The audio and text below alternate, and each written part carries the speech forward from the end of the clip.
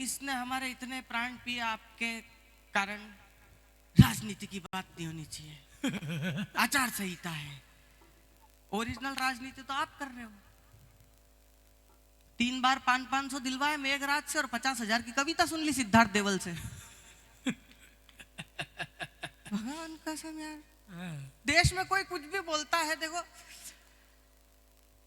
अपने हिसाब से भी निपटाना आना चाहिए। मैं सिद्धार्थ भैया बहुत अच्छे कवि है, बहुत अच्छे रचनाकार है, बहुत अच्छे संचालक है, मेरा ऐसा कोई मामला नहीं है। मैं आपको हकीकत बात बताऊं, अपने हिसाब से निपटा देता हूं मैं। आप एक बहुत आदरणीय देवी है, देश में बहुत सम्मानित संस्कारी देवी, आप सब जानते हो नाम उनका, राखी सावंत। आप सब पहचानते हो उनको। वो पिछले दिनों पद्मावती फिल्म बनी तो उस पर बवाल हो गया, तो एक दल विशेष के लोगों ने बंसाली में जूते दे दिए। तो राखी सावंत ने ट्वीट किया, मैं पद्मावती होती तो कभी जौहर नहीं करती। मैंने रीट्वीट किया, अगर मेरा रीट्वीट समझ में आ जाए तो मुझे चालू कर दीजिएगा, मैं भी अपने हिस्से का काम करके जाऊंगा। भाभियों, पद्मावती के लिए राखी सावंत ने ट्वीट किया कि मैं पद्मावती होती तो कभी जौहर नहीं करती। मैंने रीट्वीट किया, मैंने कहा अगर गलती से तू पद्मावती होती तो खिलजी खुद जौहर करके मर जाता। मैं नहीं पालता हूँ इतने टेंशन। ये डॉक्टर साहब ये बोलते रहते हैं, ये मुन्ना भैया बोलते हैं, बोले कि अपन फोकट की बकवास करते हैं, हंसी मजाक करते रहे। हिमांशु वो पिछले दिनों वो जब 3-4 साल पहले पड़ोसी मुल्क चिल्लाता था कश्मीर ले लेंगे, बोले हिमांशु इस पे कुछ बोल। मैंने कहा कोई जरूरत नहीं बोलने। बोलो कश्मीर लेने की बात कर रहा है। मैंने कहा मुन्ना भैया, हमने किसी के बाप को खिड़की वाली सीट नहीं दी बैठने के लिए रेलों में। पूरा का पूरा कश्मीर उठा के देंगे क्या? एक छोटा सा दृश्य और देखता हूँ, ये माताएं बहनें जानती है। आप बाड़मेर की किसी आइसक्रीम की दुकान पे बच्चे को 40 रुपए की आइसक्रीम खिलाओ, वो बच्चा 10 साल का, लेकिन उसमें हिंदुस्तानी गुण कूट कूट के भरे होते हैं। वो 40 रुपए की आइसक्रीम का कप उठाता है, उसके ऊपर का रेपर निकालता है और उसमें चिपकी हुई आइसक्रीम।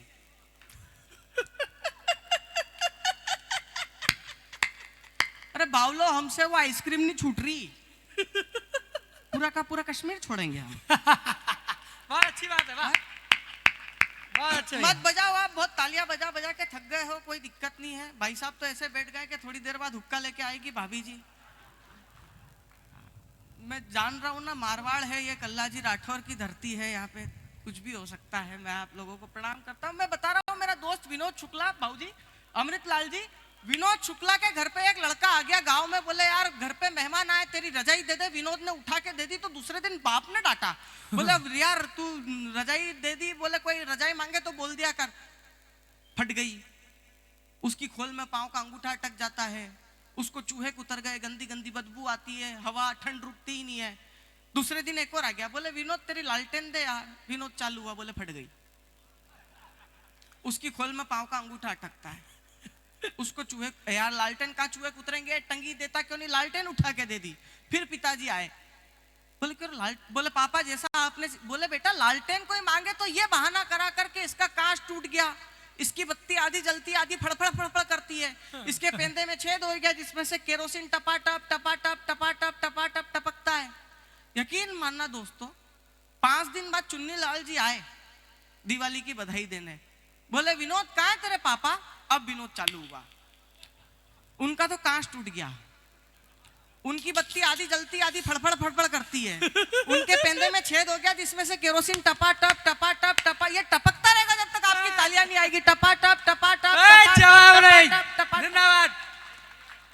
अपन इतना दिमाग थोड़ी लगाए क्या यार, ये ले लेंगे वो ले लेंगे, भाटा ले लोगे तुम? इन माताओं बहनों से पूछो, कोई पड़ोसन आ जाती है, केरी कट्टा दे दो, अचार डालना है, केरी कट्टा नहीं दे, कश्मीर उठा के देंगे बेवकूफो।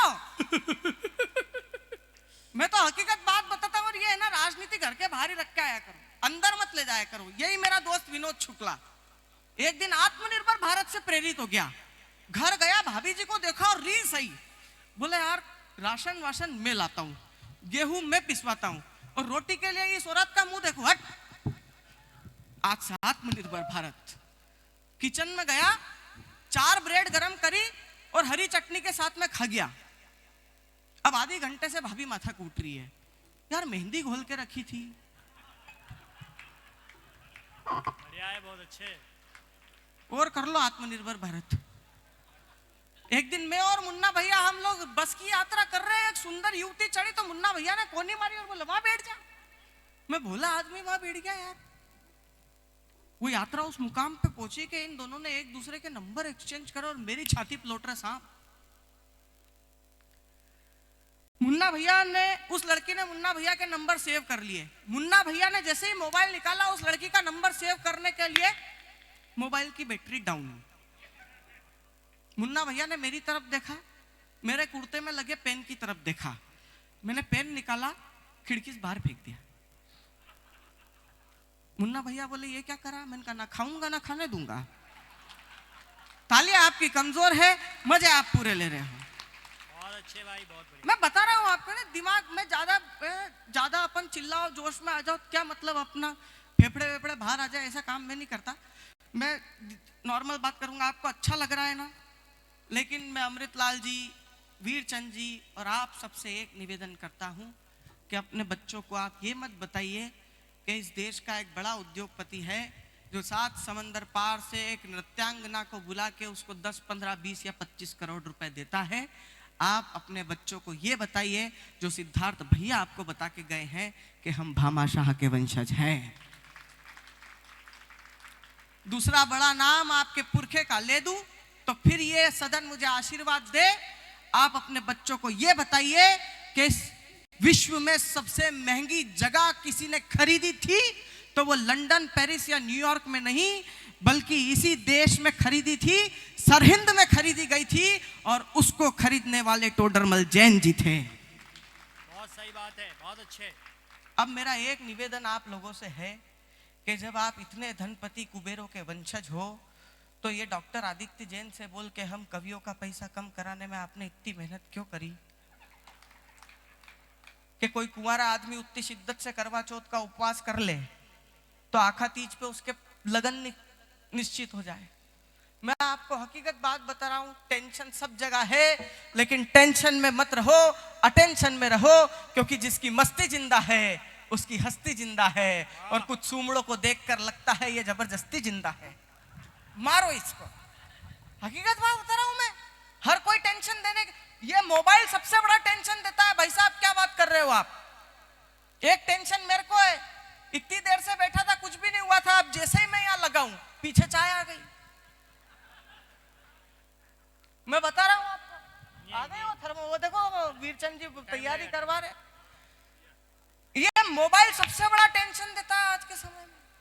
जैसे ही आप मोबाइल में व्हाट्सएप का एक नोटिफिकेशन देखो, नोटिफिकेशन आता है दिस मैसेज वाज डिलीटेड, और दिमाग खराब। क्या टाइप करा होगा यार सामने वाले ने। 5 दिन पहले आदित्य का मैसेज आया, दिस मैसेज वाज डिलीटेड। मैंने वापस टाइप किया, मैंने कहा बताइए आदित्य बाबू क्या बात हो गई?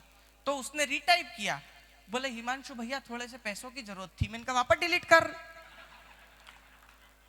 अरे हमारा पास ही नहीं है, और मेरे को तो मेघराज ने अभी तक 500 भी नहीं दिए।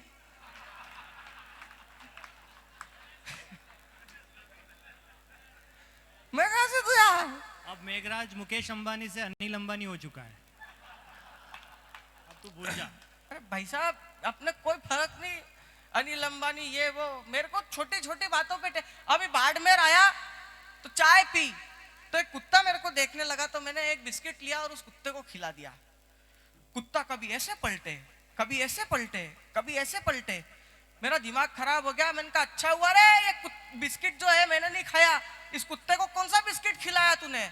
बाड़मेर वाला बोला, बोले भाई साहब ये बिस्किट पतंजलि का है। इसने खाते ही योग शुरू कर दिया। ऐसे ऐसे प्रतापी और तेजस्वी लोग हैं। मुन्ना भैया सही कहते हैं कि बहुत तेजस्वी लोग हैं हमारे यहाँ पे। हाँ। और मेरा दोस्त ये विनोद शुक्ला, इसके तो पूरे परिवार में तेजस्वी लोग। इसका छोरा एक दिन इसके साथ गया तो बोले पापा केला दिला दो। बोले बेटा केली है, केले गांव में मिलते हैं। और आगे गया, बोले पापा संतरा ही दिला दो। बोले संतरी है, संतरे गांव में मिलते हैं। और आगे गया, बोले पापा हाँ तरबूज दिला दो। तरबूजी है, तरबूज गांव में मिलते हैं। घर गया तो भाभी ने पूछ लिया बेटा क्या दिलाया तेरे पापा ने? बोले काय का पापा, पापी है। पापा गांव में मिलते हैं। रेंदो 500 नहीं चाहिए मेरे को, 2000 में काम होएगा मेरा ना। हाँ, पापी वाली बात में मजा आया। पापी वाली बात में मजा आया। ये 500 रुपए तो ये थे और 1500 का इन्होंने मेरे को गले लगा लिया। और मेरे को गले भी इसलिए लगाया क्योंकि मैं बता दूं, रिकॉर्डेड है, यूट्यूब पे दे सकते हो। भारत की पहली मिस यूनिवर्स सुष्मिता सेन ने मुझे भी 7 बार गले लगाया है। झूठ नहीं बोल रहा हूं, ऑन स्क्रीन रिकॉर्डेड है। लेकिन मेरा घमंड ये नहीं होता साहब, मेरा घमंड ये होता है कि मैं भगवान महावीर के अहिंसावादी मंच पर खड़ा होके उनके जन्म जयंती के प्रोग्राम पर जिन लोगों के, पहले बात तो सुनते हैं, जिन लोगों के चेहरों पर सन्नाटे पसरे हैं, हाँ। उन सन्नाटों को मुस्कान के रूप में तब्दील करता हूं। भगवान महावीर का, भोलेनाथ का मेरे ऊपर ये आशीर्वाद है जो मैं ये काम कर पाता हूं। क्योंकि कहते हैं मुस्कुराओ के खुशी लौटे, हाँ। रेत की तह में नमी लौटे, वाह। होठों पर पसरे हुए हैं सन्नाटे, कुछ किया जाए कि हंसी लौटे। बहुत अच्छे, वाह वाह। और आपको हंसने कोई नहीं देना चाहता साहब। यही विनोद शुक्ला का छोरा एक दिन टीवी देख रहा था तो दादी ने बोला, बोले दिन भर टीवी देखता है नालायक, चल आ कुछ बातें करे।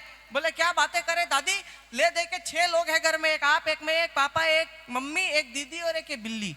बोले कोई बात नहीं बेटा, कल तेरे बाप से बोलूंगी, वो एक कुत्ता लेके आ जाएगा, अपन साथ हो जाएंगे। फिर तो ठीक है। बोले वो कुत्ता ये बिल्ली मार के खा जाएगा, अपन फिर 6।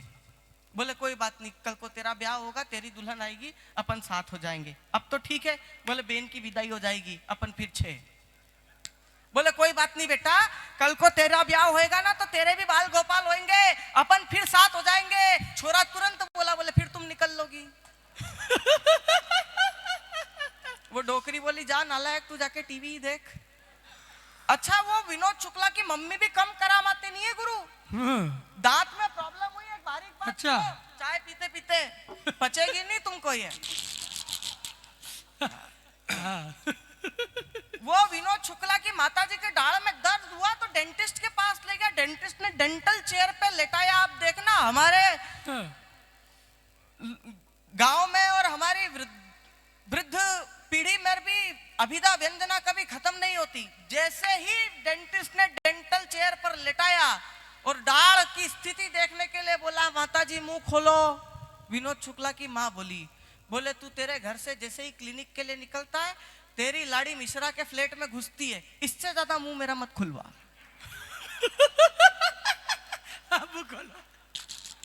माता बहनों, अगर आपके कतई आप भी ताली बजा सकते हो। ऐसा कहीं किसी ग्रंथ में नहीं लिखा है कि महिलाएं तालियां नहीं बजाती है। मैं बता रहा हूं, जिसकी जो आदत पड़ी रहती है वो आदत कभी भी नहीं जाती है। जाती है क्या? नहीं जाती, बिल्कुल भी नहीं जाती। डॉक्टर साहब, अभी मैं मुंबई रहने लगा, वहां ऑटो में, एक ऑटो में 3 सवारी बैठती है। आप यहाँ देखो, बाड़मेर, बालोतरा, सांडेरा और रानी, फाड़ला, देसूरी, ऑटो वाले की खुद की सीट पे 4 सवारियां बैठती है और वो निकल के बैठता ऐसे है। यानीच बैठे हो, मारवाड़ी ठा पड़े, यानीच बैठो। अच्छा आप देखो, उसकी आदत इतनी हो जाती है कि जब उसकी पूरी खाली रहती है ना ऑटो, तब भी वो ऐसे ही बैठेगा। अच्छा उसकी शादी हुई, यकीन मानना, हकीकत का किस्सा सुना रहा हूं, उसकी शादी हुई गुरु विनोद शुक्ला की नहीं, ऑटो वाले की। बताओ, विनोद शुक्ला के 2 छोरे निपटा दिए मैंने और अभी तक ये ब्याह पे ही पड़ा हुआ है। टाइमिंग इनकी भी सही नहीं है।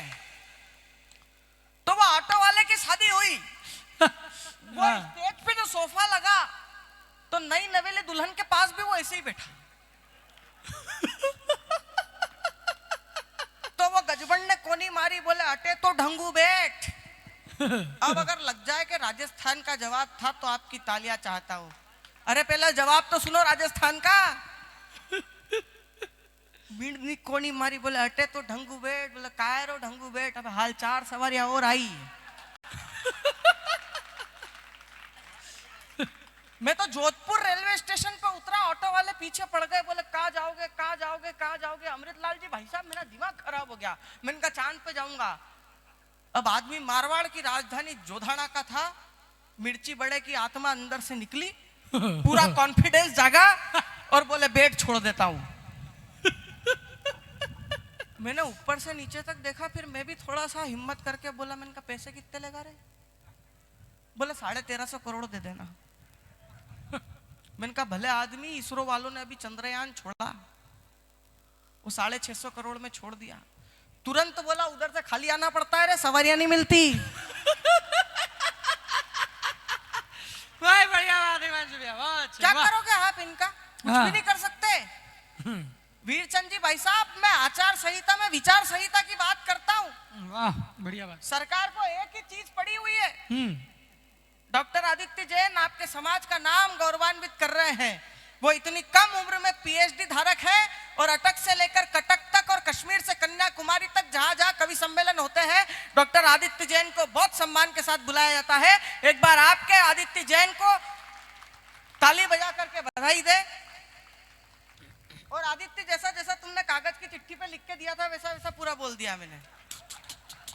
कीड़े पड़ेंगे। और जो अलग से 2100 रुपए तय हुए थे वो मेरे को अलग से दे देना है ना। अपन काहे के लिए फोकट मगजमारी नहीं करना। सबका अपना अपना ब्रांड वैल्यू है, सब अपना अपना ब्रांड वैल्यू चला रहे हैं, ठीक है। नारा उठा साहब, हर जगह लिख दी गया बेटी बचाओ, बेटी बचाओ, बिल्कुल बचाओ, कोई गलत बात नहीं है।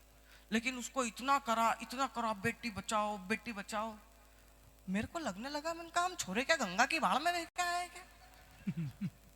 हमको क्या घर वालों ने YouTube से डाउनलोड करके निकाला?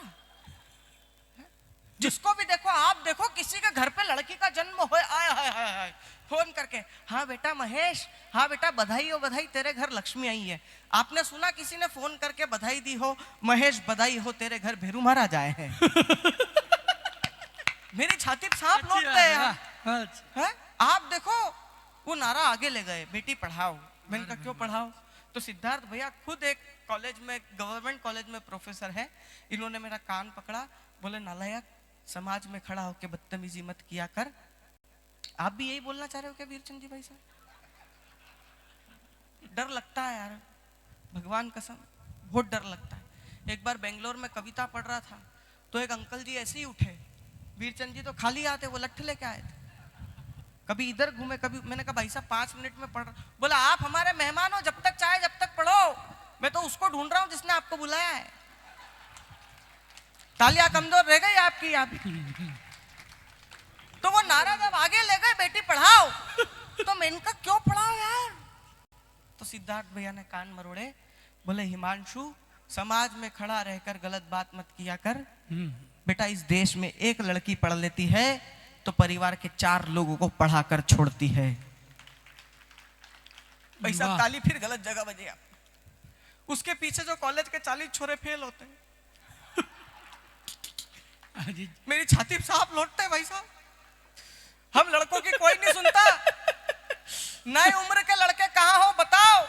स्कूल में अगर 2 लड़के चलती क्लास में बात कर लेते तो मास्टर जी चौक फेंक के मारते हैं, नालायकों पढ़ लो, कमबख्तों, साल खराब हो जाएगा, जीवन बर्बाद हो जाएगा। हाँ। 2 लड़कियां बात कर ले, मास्टर का खुद का इंटरेस्ट डेवलप हो जाता है। क्या बातें हो रही है हमें भी बता दो। भाई ऑब्जर्वेशन का बाल, बहुत हाँ। बढ़िया। अच्छा बाड़मेर वालों, कभी एयरपोर्ट पे फ्लाइट को लैंड होते हुए देखा है आपने? नहीं देखा? मैं बताता हूं। आगे एक टायर निकलता है, पीछे से 2 टायर ऐसे निकलते हैं और आवाज आएगी ऐसे।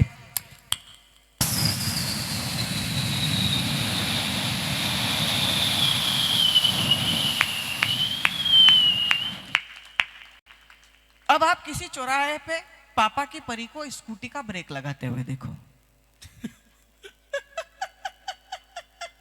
जैसे ही सामने कोई आया, धीरे धीरे दोनों पांव निकलते हैं ऐसे, एवं हम लड़कों का कुछ भी नहीं भाई है। एक बार तालियां यार, बहुत बढ़िया ऑब्जर्वेशन है हिमांशु। नहीं मत बजाओ, कोई दिक्कत नहीं, आप मत बजाइए तालियां, बहुत बढ़िया। लेकिन ये उत्सव और महोत्सव करते रहिए और दुनिया को बताते रहिए जैन धर्म क्या है, हम क्या है, आप क्या है। क्योंकि कहते हैं कि कोई पागल, कोई दीवाना, कोई शायर, कोई फकीर हो जाए, हाँ। जो देखे मेरे महावीर की तस्वीर वो खुद एक तस्वीर हो जाए। हाय हाय। 4 पंक्तियां वो पढ़ता हूं जो कहीं पढ़ने का मौका नहीं मिलता। यश खूब आया है, आप तालियां ना बजाएं। जैसा कि पहले ही मुन्ना भैया ने कह दिया था, कवि सम्मेलन आपकी तालियों का मोहताज नहीं होता, लेकिन हम कह लेते हैं, आप सुन लेते हैं, प्रतिसाद कर लेते हैं, तो वो चीज जी भैया। अंदर से आती है। और मैं आपको, जैसा कि आदित्य ने बताया, पिछले 5-6 तारीख से घर से बाहर है और आने वाले 5-6 दिन तक कंटिन्यू यात्राओं में है। अभी तक जितने भी कवि सम्मेलन हुए, बाड़मेर से अच्छे श्रोता मैंने कहीं नहीं देखे। चापलूसी नंबर हाँ, 4। नहीं नहीं, मैंने हकीकत में बाड़मेर से अच्छे श्रोता नहीं देखे। हालांकि ये बात अलग है कि ये बात कल मैंने जयपुर में भी बोली थी, तो वो कोई लेकिन मैं बहुत अच्छे भाई, वाह। चार वो पंक्तियां पढ़ता हूं। बहुत अच्छे। हाँ, सुनिए कि क्या होता है और बाबागिरी क्या होती है और संतत्व क्या होता है। मैं सुनाता हूँ आपको। पिछले महीने, हकीकत बात है, मेरे सोशल मीडिया पे पड़ा हुआ है, पिछले दिनों मुझे भी शिखर जी में काव्य पाठ करने का सौभाग्य मिला। वाह। मैं 4 पंक्तियां तब पढ़ता हूं, मैंने वहां पर एक संत को देखकर लिखी कि जब पापों का दमन होता है, पुण्य उजागर हो जाते हैं। हाँ, जब पाप, मैं दावा कर रहा हूं, आप ताली रोक के बताना। जब पापों का दमन होता है, पुण्य उजागर हो जाते हैं, कान्हा गिरधर उठाते हैं, नटवर नागर हो जाते हैं, और कुछ नहीं होता केवल वस्त्रों के त्याग से। वासना का त्याग करना पड़ता है, तब विद्यासागर हो जाते हैं। बहुत अच्छा। वासना का त्याग करना पड़ता है, बहुत तब अच्छा। विद्यासागर हो बढ़िया जाते बात, बढ़िया हैं। बात। मैं एक बात आप लोगों के बीच में रखना चाहता हूं कि हम लड़कों को घर में इतना प्रताड़ित क्यों किया जाता है। फोटोग्राफर लोग भी हमारे साथ बेईमानी करते हैं। हाँ, मैं बताऊं आपको, आप देखो उदयपुर में पिछोला झील के जून के महीने में 4 लड़कियां दुपट्टा बांध के निकले, फोटोग्राफर फोटो खींचते हैं, दूसरे दिन पेपर में छापते हैं, चिलचिलाती धूप से खुद को बचाती युवतियां। एक छोरा बेचारा अच्छा, चक्कर फिर खा अच्छा। के, धूप के मारे नाक में से खून आ गया, चक्कर खा के गिर गया, फोटोग्राफर फोटो खींचते हैं, दूसरे दिन पेपर में छापते हैं, चिलचिलाती, दूसरे दिन पेपर में छापते हैं, नशे में धुत जवानी। ये हम, अच्छा जितने सारे विज्ञापन है सब लड़कियों के लिए। एक लड़की झरने के नीचे नहा रही है, सुनहरा बदन है, तो हम लड़कों को क्या राखोड़े से नहाते हम? हमको साबुन की जरूरत नहीं पड़ती क्या? जितनी सारे विज्ञापन है महिलाओं के लिए, लक्स का विज्ञापन इनके लिए, पॉन्ड्स का विज्ञापन इनके लिए, टेल्कम पाउडर का। हम लड़कों के लिए कौन सा विज्ञापन? एक इतनी मोटी तोंद लेके आधे गंजे अंकल टीवी स्क्रीन पे आएंगे, इनो काम शुरू सिर्फ 6 सेकंड में।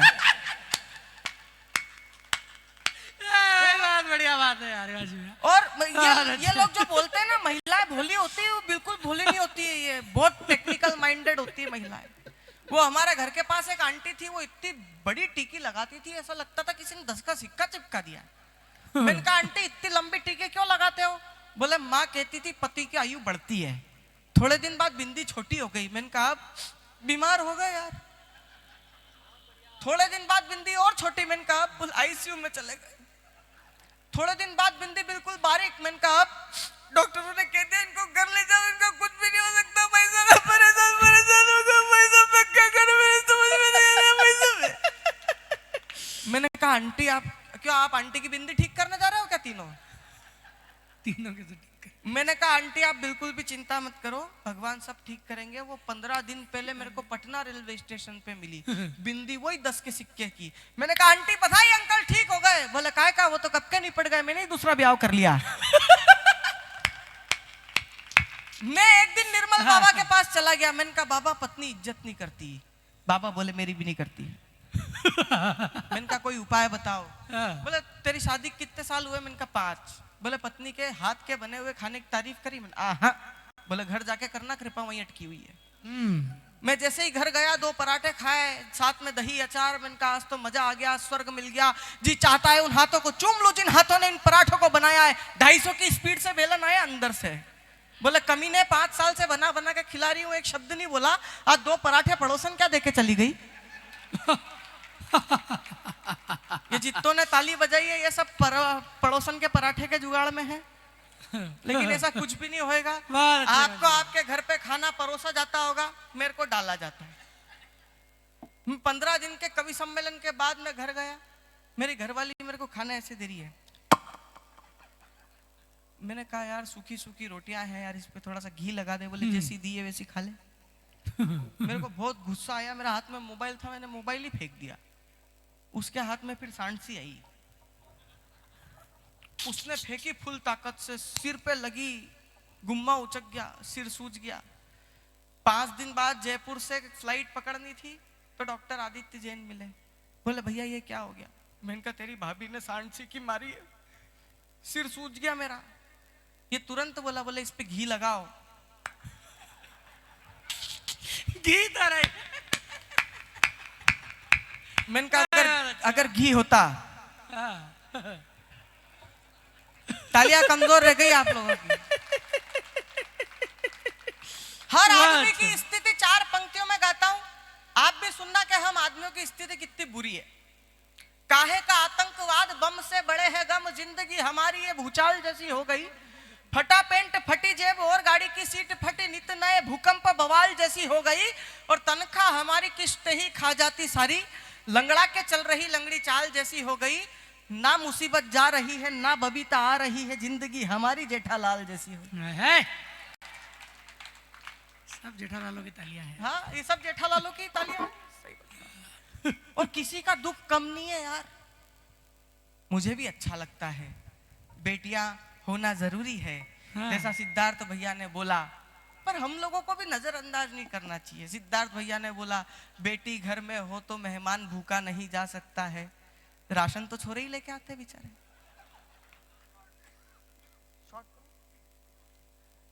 धनिया लिया, बाप का एक ही काम बेटे के लिए, नींबू लिया, चाय बनानी, दूध लिया। कभी कभी लगता है इस आदमी की औलाद हूं डिलीवरी बॉय हूं यार। और मेरे पिताजी बहन से तो ऐसी बात करेंगे, आपने भी देखा होगा, ये तो मेरी रानी बिटिया, ये तो मेरी राज दुलारी बिटिया। हम छोरे क्या छतों का जाला साफ करने के लिए पटके घर में। एक दिन मैंने मेरे बाप से बोला, मैंने कहा मैं ही मैं दिखता हूँ, ये दीदी ने कल कब तोड़ा, आपने इसको एक शब्द भी नहीं बोला। 250 साल पुराना डायलॉग मारा पापा ने, छोड़ बेटा एक ना एक दिन पराए घर जाएगी। यह कौन सी बात वे यार, छोड़ एक ना एक दिन पराए घर जाएगी। मैं कहता हूं हम छोरों को भी भेजो पराए घर, हम भी हमारा टैलेंट बता के आएंगे। दूसरों के घर परिवार की जमी जमाई रंगोली पे पानी कैसे ढोला जाता है। एक पंक्ति व्यंग की और संस्कार की पढ़ता हूं। हाँ। अगर संभाल सको और अगर इसको एक्सेप्ट कर सको, स्वीकार कर सको तो करना। एक समय ऐसा था जब घर के बुजुर्ग खांसते थे, बहुएं घूंघट लेके घर के अंदर हो जाती थी। वाह, आज बहुएं खांसती है, बुजुर्ग हमारे वृद्धाश्रम पहुंच जाते हैं। बहुत बढ़िया बात है मंजू भाई, वाह। तब पीड़ा होती है, वरना मैं भी सौभाग्यशाली हूं। एक महिला ने जाया, एक लड़की से ब्याया और एक फूल सी बेटी का पिता हूं। इस कारण 2 पंक्तियां लिखी कि मरुस्थल में मीठे पानी के कूप जैसी होती है हाय हाय, ये बेटियां, हाँ ये बच्चियां साक्षात लक्ष्मी के रूप जैसी होती है। वाह वाह वाह। पर वाह नहीं डॉक्टर साहब, मेरी दिक्कत ये है कि ये लक्ष्मी का रूप मेरे को मेरी ही बेटी में दिखता है। मेरे ससुर जी की बेटी में तो आज भी भवानी ही नजर आती है। पिछले दिनों फोन आया, बोले कंवर साहब क्या कर रहे हो? मैंने कहा सहन। ये लाइव रिकॉर्डिंग जारी है ससुराल में भी। जाने दो ना, वो भी जानते हैं। मैं बता रहा हूँ किसी का दुख कम नहीं है। ससुर जी का फोन आया, बोले क्या कर रहे हो? मैंने कहा सहन। उधर से वो भावुक हो गए, बोले मेरे बारे में सोच, मेरे पास तो इसकी भी माँ है और पिछले 32 सालों से है। आइए मित्रों, एक छंद और एक बहुत अच्छी कविता जो कहीं नहीं पढ़ता हूं, यहां पढ़ रहा हूं। और अब कविता पे तालियों में, मैंने कहा ना आचार संहिता लगी है, मैं विचार संहिता का कवि हूं। मेरे बाद डॉक्टर आदित्य जैन पढ़ेंगे और तय समय पर हमें एक कवि सम्मेलन समाप्त करना है। सीता और सावित्री के प्रश्न को खोलेगा कौन? रुक्मणी के वंश का हवन मत कीजिए। और कान्हा कान्हा मीरा बन के बोलेगा कौन? गीता और गंगा का गमन मत कीजिए। वाह। महादेवी मुंह खोलने के पूर्व हुई मौन। सुभद्रा कुमारी का दहन मत कीजिए। हाँ। और ताई चाची बहन भाभी बन के डोलेगा कौन? इन बेटियों को कोख में दफन मत कीजिए। बहुत अच्छे, वाह। अगर आपकी इजाजत हो, हर प्रकार के टॉपिक को, हर प्रकार के विषय को छुआ गया, अगर आपका मन हो, अगर आपको अच्छा लगा हो, तो मैं केवल 3 मिनट की कविता माँ पे पढ़ना चाहता हूँ, इन नारी शक्ति के नाम करना चाहता हूँ। अगर आपको नहीं लगता, आप मुझे इशारा कर दीजिए, मैं सहर्ष बैठ जाऊंगा। क्योंकि मेरा ये मानना है कि अगर त्रिशला देवी नहीं होती तो धर्म और अहिंसा और शांति वाला ये जैन धर्म बताने वाले महावीर स्वामी भी नहीं होते। अगर जीजा माता नहीं होती तो औरंगजेब को अपनी दुम अपनी टांगों के नीचे दबाने पे मजबूर करने वाले शिवाजी महाराज नहीं होते। इतनी ताली मैं अकेला ही बजा लूंगा। आप बिल्कुल भी चिंता मत कीजिए। मैं 4 पंक्तियां कविता की भूमिका में गोविंद राठी की पढ़ना चाहता हूं। वो कहते हैं कि क्या क्या मंजर रखा हुआ है मेरी माँ की गोद में। भैया आप पहली बार सुनेंगे जी। क्या क्या मंजर रखा हुआ है मेरी माँ की गोद में, ये धरती अंबर रखा हुआ है मेरी माँ की गोद में, और मैं 60 बरस का होकर भी बूढ़ा नहीं हुआ क्योंकि मेरा सर रखा हुआ है मेरी माँ की गोद में। तालियां आपकी कमजोर है। 4 पंक्तियां और पढ़ता हूं, जरा पीछे तक के लोग आदेशित करें। कहते हैं सितारों की जगमगाहट अच्छी लगती है, दिल में गम हो तो खुशी की आहट अच्छी लगती है। हम सब भी इसी धरती के इंसान हैं दोस्तों, हमें भी तालियों की गड़गड़ाहट अच्छी लगती है। केवल 2 मिनट की कविता सुनिए कि माँ आप सबको समर्पित करता हूं। माँ मैं उन 9 माह पर कविता नहीं लिख सकता, सिर्फ तर्क दिए है, कविता आपकी है, बोल मैं रहा हूं, बस ये सुनिए समझिएगा। माँ मैं उन 9 माह पर कविता नहीं लिख सकता, तेरे प्रसव की आह पर कविता नहीं लिख सकता। और क्यों नहीं लिख सकता, तर्क दे रहा हूं। तेरे प्रसव की आह पर कविता नहीं लिख सकता। रसखान, तुलसीदास, गालिब ये शर्माए, फैज, खुसरो, मीरा ये भी घबराए। लिखने को तो इन्होंने ग्रंथ लिख डाले माँ, पर तेरे लिए एक अक्षर नहीं लिख पाए। वाह वाह। लिखने को तो इन्होंने ग्रंथ लिख डाले माँ, पर तेरे लिए एक अक्षर नहीं लिख पाए।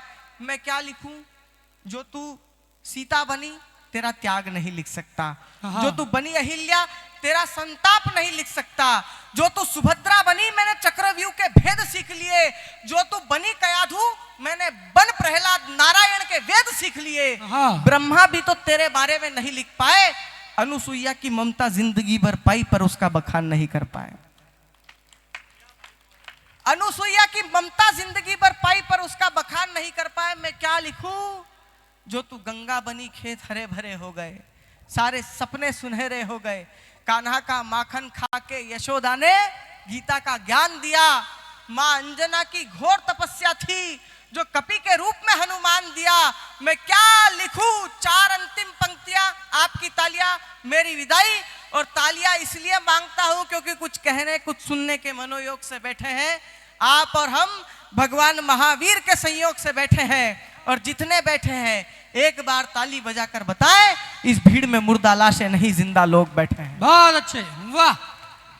मैं क्या लिखूं माँ, किस चीज पर कविता लिखूं, तेरे कुमकुम चंदन रोली पर, मीठी सी बोली पर, हल्के से श्रृंगार पर, ढेर सारे प्यार पर, माथे की बिंदिया पर या पांव की बिछिया पर, किस चीज पर कविता लिखूं, ये प्रश्न खड़ा हो गया। तूने माता गौरा बनकर मैल से गणपति को जन्म दिया, वो 33 कोटि देवों में बड़ा हो गया। अंतिम 2 पंक्तियां, वो 33 कोटि देवों में बड़ा हो गया। अपनी मां के सम्मान में, मां सरस्वती की कविता के सम्मान में बजाकर मुझे विदाई कीजिएगा। वो 33 कोटि देवों में बड़ा हो गया, तो मैं कभी त्रिदेवों को धूप में खड़ा कर कर उनकी छांव पालूं। तुझ पे लिखने से अच्छा है मां, समय आने पे तेरे पांव दबा लूं। तुझ पर लिखने से अच्छा है। बहुत अच्छे। लीजिए, जो लोग जा रहे हैं वो निश्चित घाटे में रहेंगे। मैं केवल 5 मिनट का अनुदान और मांगता हूं आपसे।